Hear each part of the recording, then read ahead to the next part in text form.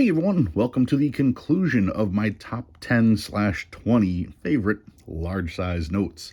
Last week I did the numbers 20 through 11. This week we're kicking off the top 10. And yes, I was banned from including this in my list because you guys already know this would be number one.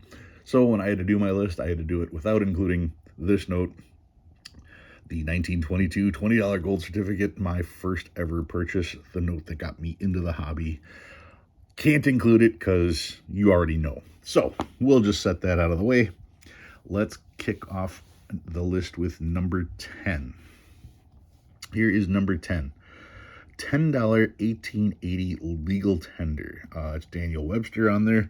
The $10 note is known as the Jackass note. This is a really cool note.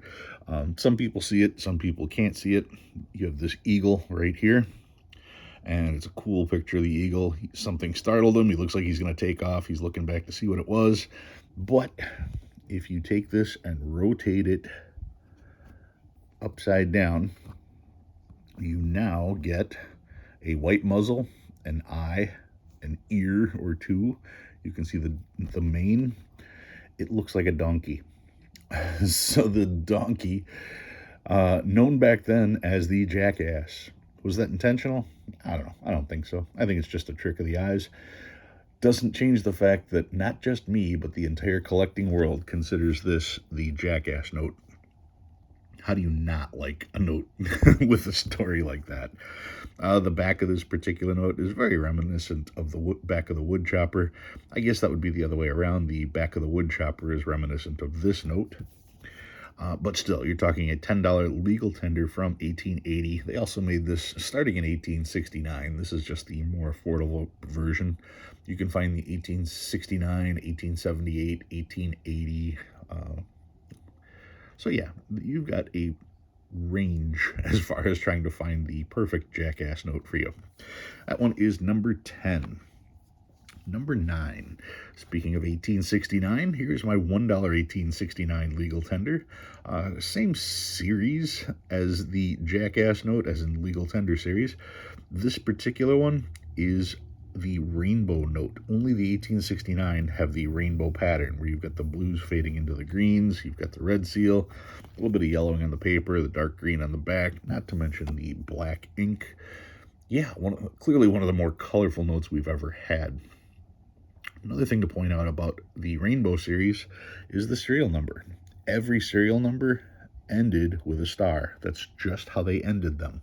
So it's one of the first times that you're going to see a star on a note, even though it doesn't signify a replacement note. Still, having a star in there, when it came time to start doing replacement notes, that's the design they went with because they had used it on here.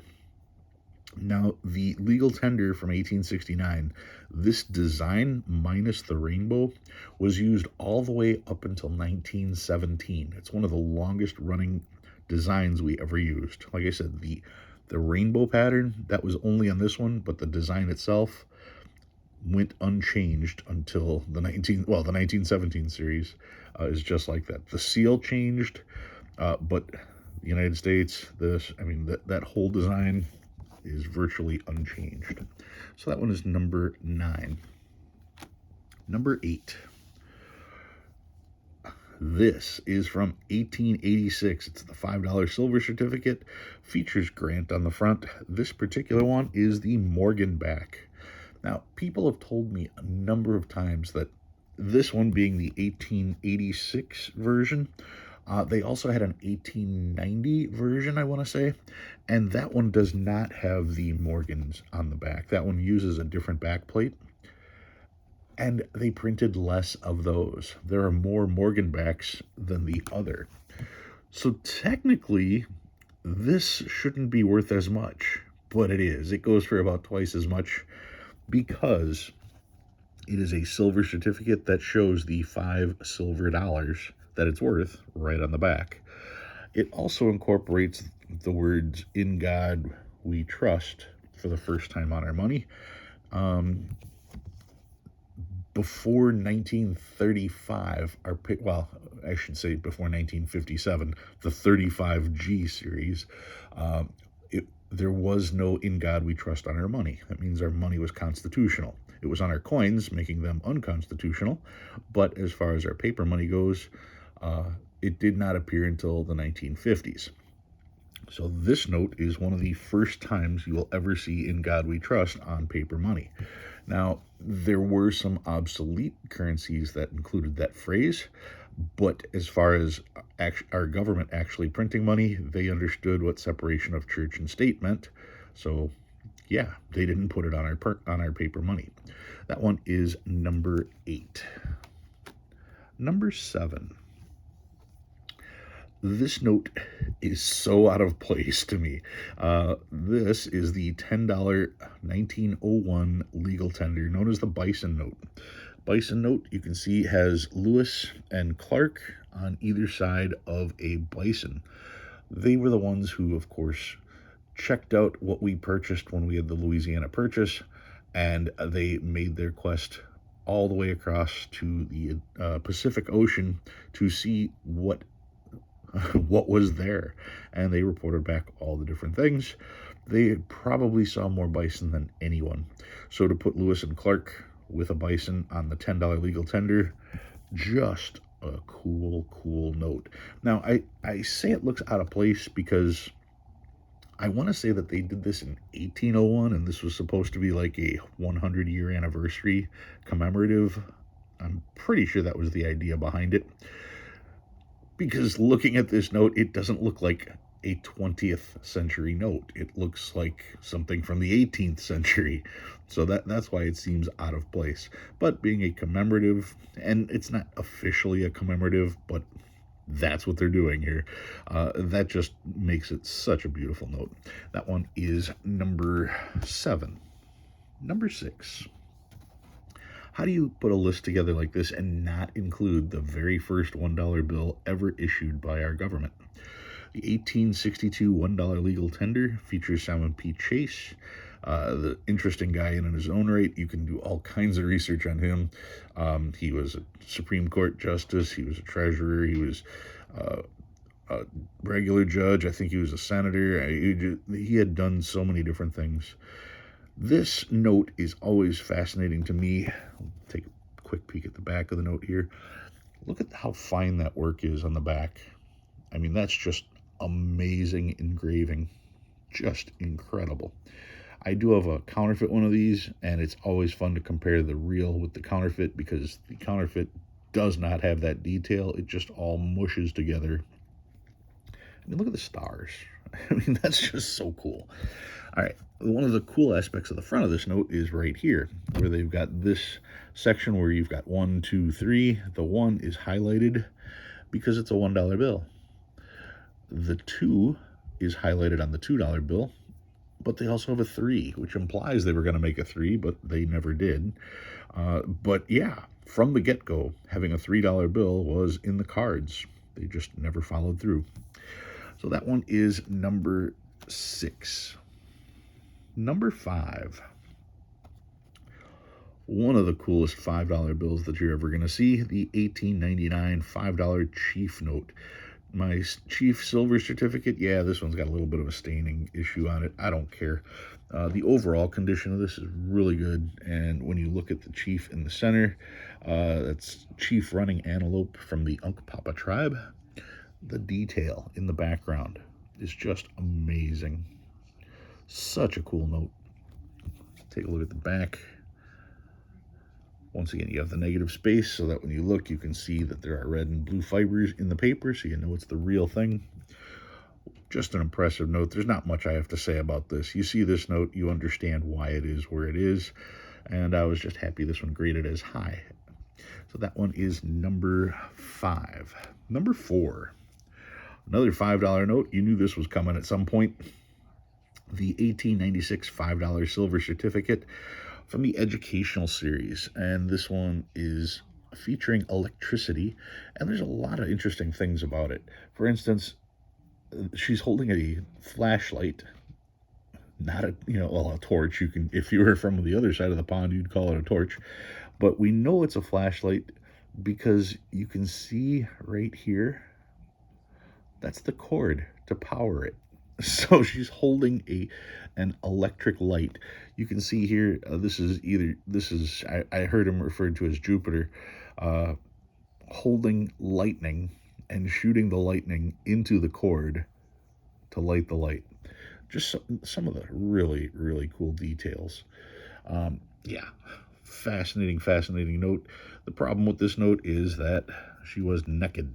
People didn't like that, and the bank tellers didn't like that either because of all the ink on here. It would smudge as you were using it. With all of the detail on this note, the 1, the 2, and the 5 kind of blended together, and it was very difficult to tell them apart. So this note ended up getting pulled from circulation. This was 1896. By 1899, these were taken out. So yeah, beautiful notes. You got Grant and Sherman on the back. Beautiful notes. Such a short life, and that's why they're as valuable as they are. That one's number 4. Number 3, my $10,000 gold certificate. Yes, part of the corner was burned away in the fire in 1935. All of these notes were pulled from circulation in 1933 when the government said, no, gold certificates are no longer valid. Turn in your gold certificates. With these being numbered, we knew that every single one of them was accounted for. I mean, come on, it's $10,000. You're not going to misplace it. So all of these were redeemed. All of these were punched right here. Treasurer of the United States, whatever, the Federal Reserve Bank. And they were stored in the post office in Washington, D.C., which happened to catch on fire. When it caught on fire, someone knew these notes were in there and busted out a window and started throwing these out the window to save them. So now you've got the building on fire, the fire department there, crowd of people watching what was going on, and $10,000 bills fluttering out the window. People did a mad scramble to pull these out of puddles, and they raced to the bank to turn them in for their $10,000 prize. Except the bank said, no, these are not valid. They are not worth anything. There's no saying how many of them actually burnt up in the fire, but when the accounting was done, there were somewhere in the neighborhood of 500 of these missing. I don't know how many of them burnt up, but that means there are roughly 500 of these, no more than 500 of these that can possibly exist. So yeah, rare note, cool story. I have one. Has to make the list.